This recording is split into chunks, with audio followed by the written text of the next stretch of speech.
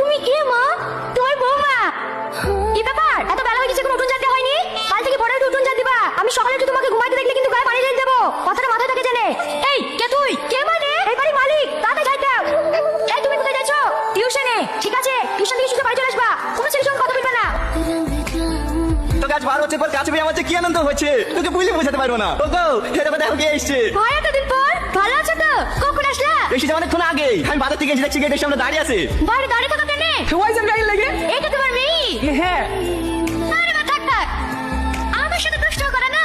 জানা বোন, বাড়ি পৌঁছে তোমাদের কথা বলতে লেগেছে। আমাদের বৌমা আমাদের উপর মায়া থাকবে তো তোমাদের উপর মায়া থাকবে নাকি?